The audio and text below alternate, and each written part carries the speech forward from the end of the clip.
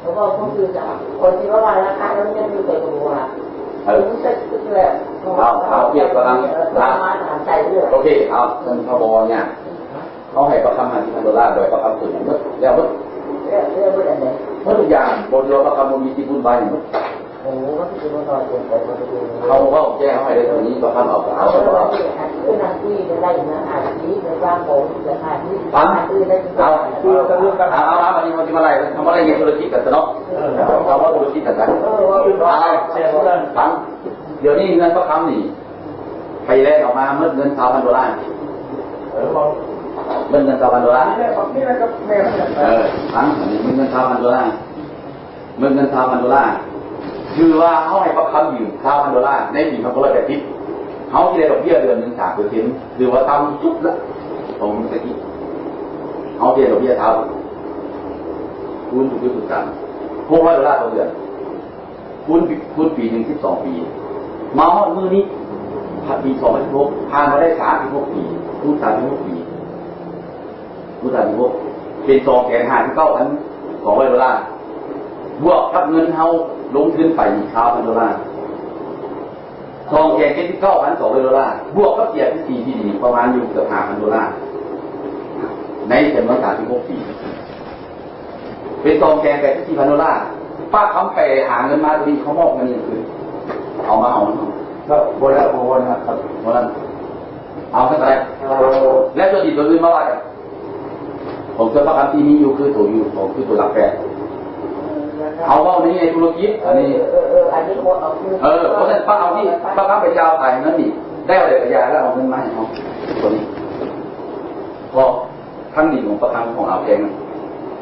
เมื่อไหร่เมื่อไหร่ยังบอกพอเงินมันมีดอกเบี้ยแล้วเมื่อไรดอกเบี้ย3%อยู่ว่าตั้มสุดละ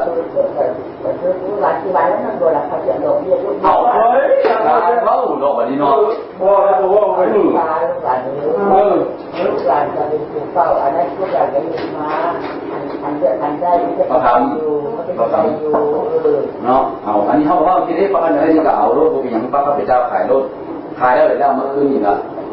เหลือประคำเอาแล้วมาว่าแบบอื่นมีตอนนั้นเลยแล้วมาว่าตัวรักแก่ดูงานแบบนี่ก็เขาว่าเขาบอกเกี่ยวไปแล้วเขาบอกอายของป้าเขาบอกอายของตู้ติดมือในตู้หูเพราะว่าอย่างคือเรื่องการฆ่าคือเรื่องการฆ่าธุรกิจคือธุรกิจเงินให้คือให้ขอยืมคือยืม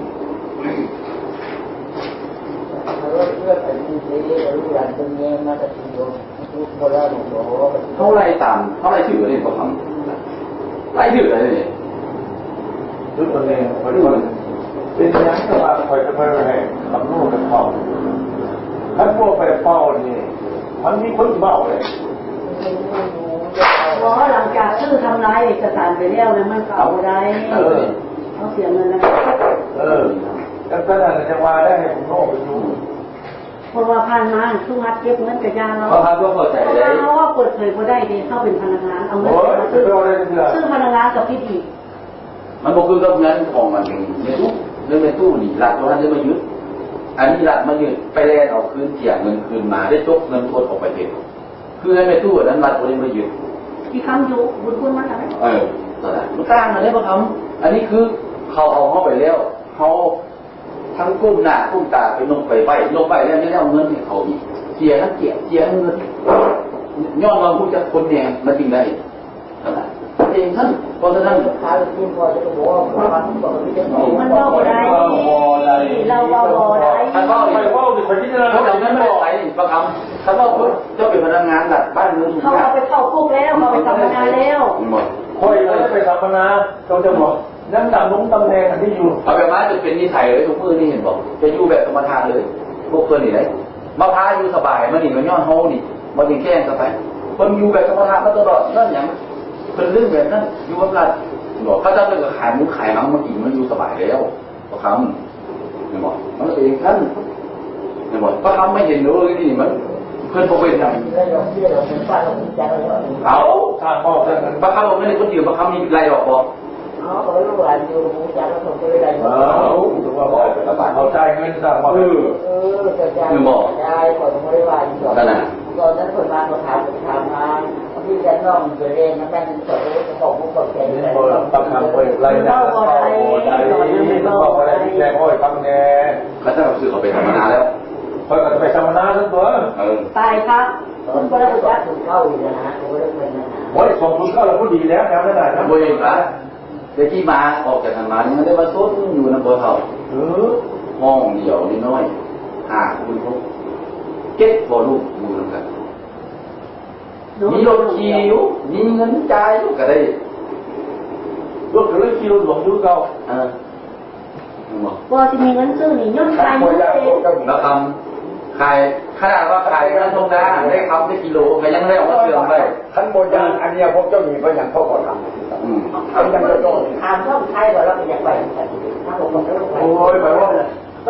แล้วก็เกิดเรื่องงงแล้วเราคือ เอาที่แล้วทำ เดียวนี่ถือว่ามันดีแล้ว มันจะเดินเรือถึงยางมันเปิดใจคนเขามันก็เป็นการ พวกเจ้าโมเอาอย่างนะเอาได้หีต้องเครื่องนุ่งเลยเราไป มีวันที่ครับว่าเราเลยเขาตัวรับการตอบว่าคำเดียวนี้ตอบให้เขาทำให้ถึงดึงเขาที่ให้เขาทำหาที่ทันดูว่าแล้วก็ดีเกินแล้วประคำเมื่อเรามีส่วนอย่างเมื่อเราบอกอันนี้ผมประคำส่วนแทนเขาเสียให้นะแล้วก็ประคำโบต้องวนโบต้องเกี่ยวอย่างเมื่อถือว่าประคำเมื่อคิดแล้วก็ลองทองด้วยใจและอะไรที่ว่าอยู่ในเฟซบุ๊กมันก็ให้ออกเมื่อเนาะแล้วเราก็อันนี้แล้วเขาจะเอาวิทยุมานั่งอัดไว้ล้มกันเป็นหลักฐานเป็นแก้งหรือไว้ล้มกันนะขอสั้นๆแล้วก็ขอประคำมันจะให้ขาดที่พันแม่แล้วว่าไงที่ของประคำอ่ะนะที่ถูกเคยนะที่น้ารับแดดนะอันนั้นคุยเขาต่อเงินที่สถานพันใบโคอันนั้นพันแล้วก็น้องนะเขาคิดว่าเป็นไหมเจ้าเข้าใจบอกถ้าอ่านแล้วบอกอยากได้จะมาอ่านหนังสือเนาะโอ้จะต้องขัดที่ตู้อย่างก็บางเงินซื้อมันบุญมันตั้งขาเขาให้มันเลยมันความหมดโมเมนต์ตัวนั้นโมเมนต์จากกาจ้ามแดงไอ้ป้าอีกตัวนี้นะไม่ใช่ว่าเขาเสนอที่เขาทำโอเคแต่อยู่ว่าจบมือหนีมายังถือเขาเนี่ยทำด้วยพันโดลาร์เขามีเงินไผ่เขามีประคำแล้วมันมอสุดแล้วตัวนี้โบแมนคุณลุงตัวนี้โบแมนเขาได้แรงจีกไอ้หนึ่งอยู่ตัวนี้โบแมนมึงชี้กระตามึงจะฆ่ากระยามึงแกโก้อยู่นี้มึงจะไม่ได้กฎหมายแล้วเขาถึงแล้วเอาอ่านมาโบแมนโบแมนจะมึงแล้วได้กฎหมายถึงแล้วอ่านแม่มาตัวนั้นโบแมนเขาไม่มีของแท้อยู่แต่พวกเป็นอย่างนั้นเขาก็อ่านแบบนี้จะว่าเขาเสนอเขาทำเขาไม่มีของแท้อยู่อันนี้ของปลอมบออันนี้ของปลอมเข้าใจนั่นแหละก็เรื่องของมันเรื่องมีแต่ว่าเขาเสนอเขาทำอย่างที่ลูกว่าอันลูกหนึ่งกับแก้วลาบอกขายดีเนื้อบางได้ล้าน200,000 ดอลลาร์ได้บางมันได้40,000เขาขอที่อันนี้เขาลงในสายนั่นเด้อเขาลงในสายพี่สายน้องถ้าเขาเป็นประคำนะอันที่หนึ่งมุนมันนี่ของตู้ไปตู้ก็ไม่ของประคำนี่ก็ของตู้ไปตู้ต่อเนาะยินดอนต้นยาอันนั้นต่อมาเลยลูกหลานที่จะได้เน้นสืบมูลทักษะมูลเพื่อสืบทอดไปต่อจนรุ่นเรียนไปว่าได้เงินเกี่ยวมาแล้ววันที่ประกาศมาเอาหนังสือให้ยาก็ทำคือเพิ่งว่าดินจากปีก่อนแต่ได้30 ปีมันนี้โบเคยเอาไปทำธนาคารโบเคยเอาไปขายโบเคยเอาไปอย่างนั้นจุดป้าจุดอดบ่ได้มาท่านจ๋าเขาเห็นดินที่อยู่ล่าแล้ววันนี้บังเอิญอันน่ะเขาเฮ็ดเดินบินเขาก็ได้ไปขอซื้อดินเขาเพื่อเอามาถมท่านถมแล้วพระจีที่ดินท่านเป็นประวานแพงเสียภาษีหลายเสียภาษีหลายก็เลยจบเงินปุ๊บแล้วเขาจึงเอาเงินเขาอันไหนเก็บค่าเขาเพราะฉะนั้นนี่ท่านเขาในประคำนี่เขาคิดคุ้มใจทุกคนนี่ลูกหลานมันบ่เอาหูล่ามันย้อมเสียงในกูและสำคัญมันซื้อมูลให้ท่านในแบบนี้ต่อไปนะสายสัมพันธ์ระหว่างพี่ระหว่างน้องมันยืนยงอีกไปมาหาสู่กันพวกนี้คนอยู่มานอนนี่ตายพวกนี้คนเมียนมานี่สิเมียนให้มันเป็นไปได้หมดถ้าที่ไปเห็นแต่แกคิดว่านั่นก็มันก็ยากอยู่ประคำเพราะว่าต้องเข้าใจขั้นประคำมาปิดทางเขาประคำจะคือเท่าไหร่ถ้าเราไปปิดฟังประคำเขาก็จะคือเท่าไหร่เขาอยากเห็นคือคนนี้เบิ้งไปมันไก่ เอาเบาแท้ได้อันนี้เขาโมเมนต์เราออกล่าในเขายอมจ่าย ป้าล่าเอาหัวล่าให้ป้าถูกขวดสีแดง เราเจ้าเล่าเรื่องกันดินโดนดูกับน้าหนุ่ม นั่งหลงลูกกำลังหลงด้วยกันนะตัวใครป้าจะไม่บอก หนุ่มเงินมึนแล้วพรุ่งนี้แล้วพรุ่งนี้คือเจ้าแล้วหนุ่มเงินนะ แต่คงไม่คือผู้ปันทุกคน ไถ่แหนคอยพอได้เป็นผู้ปันน้ำฮัสดีปันเมื่อไหร่แล้ว ถ้าจะปันกันอีก เจ้าคือปันกันเองเลย เป็นพ่อให้หมุนเขาจะไปแปลขายเหมือนเดิม ขายเพื่อนแล้วเขาขายแล้ว แล้วนะ นั่งหลงด้วย เจ้าเบิ่งแม่ ขายแล้ว แล้วเบิ่งรูปปั่นมานี่แต่ผมมันขนาดเราผมมันรูปปั้นของยังที่ป้ายขายเลยทุกคนก็ไปเบิ่งแม่ที่ป้ายขายเลย คิดได้ปีนึงแล้วก็ไม่เป็นซื้อ คือ ตอนที่เราใส่ขนาดนี้ มีประสาทสนามยิง ก็คือขายน้ำเลยก็ บอกเลยคำเลยเขาจะว่าเนี่ย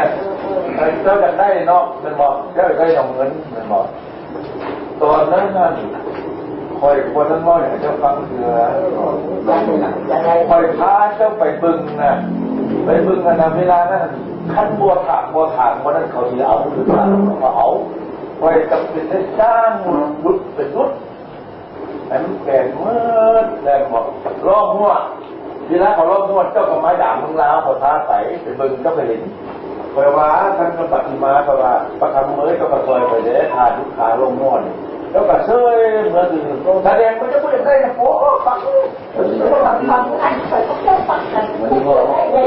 ขออนุญาต ได้เองว่าเคยเขียนเลยว่าฉันแค่ฉันเอาคนนี้เขียน เดี๋ยวเขาขออนุญาตเสริมนิดนึงครับทำ แสดงมันจะพูดได้เลย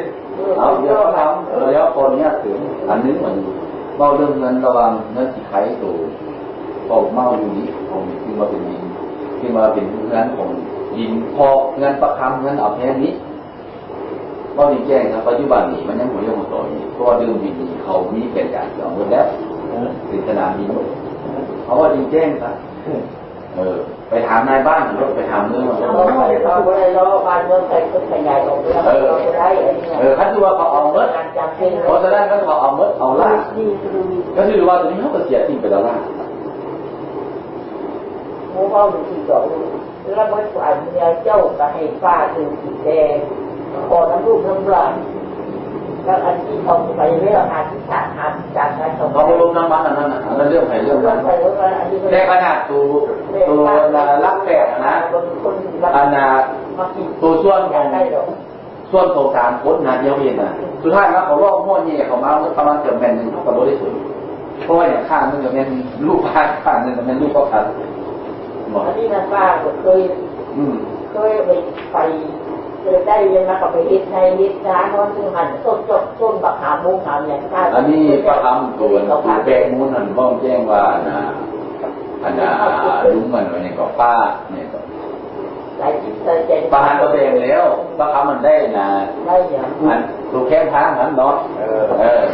ตัวแข้งทางหันกับตัวอย่างก็พอเนี่ยครับถ้าลองดูยินมิตาโมเมนต์นะโมเมนต์เท่านั้น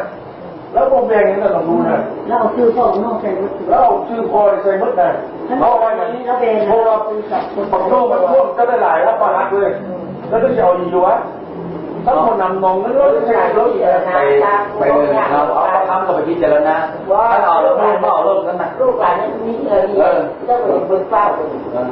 ไม่พอละลูกหลานนี่เงินที่งานลูกหลานนี่ที่เจริญสร้างกลุ่มเงินเราเขาได้เขาก็ตื่นเลยทำไงประคำที่เรียกว่าประคำว่า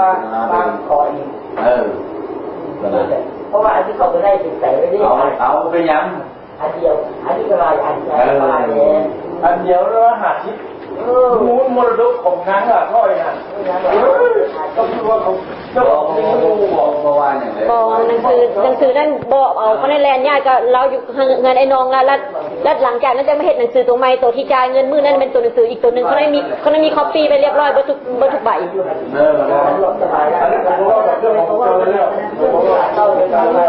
เขาได้มีหนังสือตัวแท้มันจะทำเลยแล้วก็มีวิดีโอรีคอร์ดของไอ้หนึ่งอีกอายุหากินนะมันมีสบายขึ้นด้านแต่ว่าเจ้าที่เหตุหรือบ่เหตุนั่นมันบ่เกี่ยวกันนั่นมันก็มาซอยกันมันคนอื่นงานมันก็มาซอยกันอันนี้ก็ทั้งใช้ทำมาหนึ่งด้วยโน้ตที่ทำเนี่ยแต่ทำเขาให้ทำก็เจ้าอีกเขาหนีบุญตั้งอยู่ตาบางสิ่งเท่าเลยเขาก็บินเลยไปทำโน้ตเ เขาดีเงินหนาไหวป้าขึ้นนาไหวเนี่ยตัวนาก็ดีรับหลังแล้วน้องอุ้ยแต่น้องแล้วไปวัดลงพระสุดท้ายมาด่าเป็นน้องอุ้ยน้องอุ้ยมึงก็จะพูดถึงได้แล้วคนสำหรับเขาด่าเลยเขาด่าเลยแล้วเขาเราลูกหลานอ๋อนี่จะวางที่แหละถนนน้ำประคำน้ำประคำเราโอเคกลับมารถมืออื่นเอารถนั้นโอเคเนี่ยจะตื่นเหมือนกันไปก่อนมันโอเคแล้วก็ไปนั่งโอเคเราไม่มาส่งใครมองจะต้องดูใครจะได้ซื้ออะไรเลยเอาเขาไม่ส่งใครก็ไปกัดใครแล้วจะส่งใครไปก่อนจะได้ใครใครคนบอกใครนะคนจะมาใครแล้วโบยาวแต่ว่าประคำไปขึ้นนะบอกว่าอย่างนั้นท่านเราบอกทำตัวเล่นว่าเงินไปที่คอยจะเชียร์ซื้อมาเท้าพันดอลลาร์น่ะแล้วเขาไล่หนี้มาวัดมือหนี้มันเท่าไหร่ไล่ของแกของแกจะที่4,000แล้วไม่ปล่อยละโทษขายเลยก็ไม่ปล่อยบอกกับโน่เตรียมตัวใหญ่มาอยู่ที่แถวที่หมดได้แล้วถ้าเขาดูทอตัวนั้นก็ได้เอาไปยาแล้วบัตรนี้มันออกมาได้แล้วเนี่ยพวกท่านไหนทำนอกอาชีพ